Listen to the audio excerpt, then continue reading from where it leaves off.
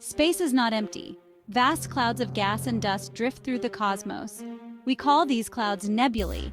These nebulae are the birthplaces of stars. Gravity pulls the gas and dust together. The cloud gets smaller and spins faster. As the cloud collapses, the center heats up. This hot, dense center is called a protostar. A protostar is not yet a star. It's not hot enough to fuse hydrogen into helium. Fusion is the process that powers stars. Over millions of years, the protostar continues to collapse. The temperature and pressure at the core increase. Eventually, the core becomes hot and dense enough to ignite nuclear fusion. Hydrogen atoms fuse together to form helium. This releases a tremendous amount of energy. The protostar becomes a star. The moment a star ignites fusion, it achieves a state of balance. This balance is between gravity pulling inward and the outward pressure from fusion. This is called hydrostatic equilibrium. The star enters the main sequence. This is the longest stage of a star's life. Our Sun is a main sequence star. It's about halfway through its 10 billion year lifespan. Stars on the main sequence fuse hydrogen into helium in their cores. They shine brightly and steadily. The size and temperature of a star determine its color and brightness. Hotter stars are blue, cooler stars are red. Larger stars are more luminous than smaller stars. Stars spend most of their lives on the main sequence. They are in a stable state of fusing hydrogen into helium. This process releases the energy that makes the star shine. The size of a star determines how long it stays on the main sequence. Massive stars burn through their fuel quickly. They live fast and die young. Smaller stars, like our Sun, are more efficient. They burn their fuel slowly.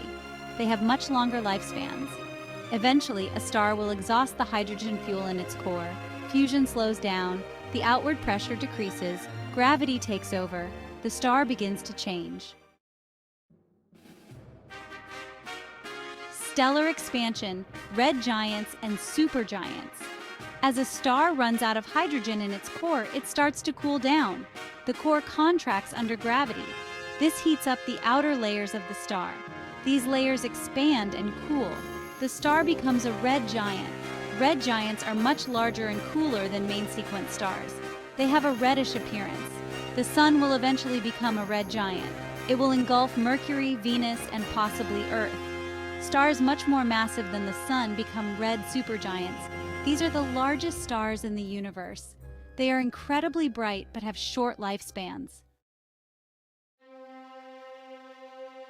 The grand finale, supernovae.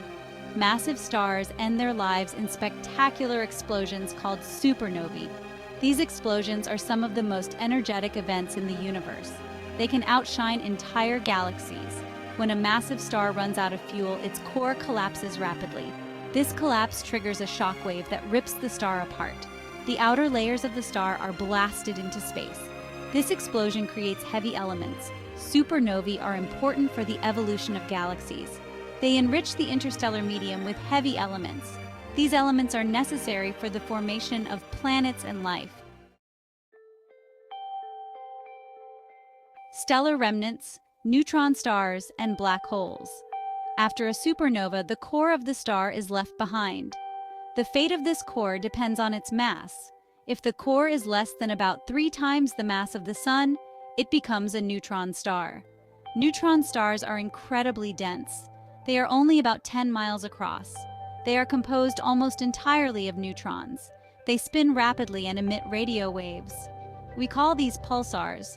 If the core is more massive than 3 times the mass of the Sun, it collapses into a black hole.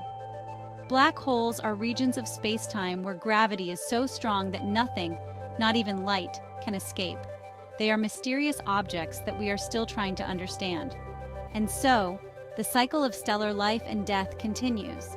From the ashes of dead stars, new stars are born. The universe is a constantly evolving tapestry of cosmic creation and destruction. Thanks for watching, and I'd love to hear your thoughts in the comments section below. If you enjoyed this video, be sure to subscribe for more insights into the universe.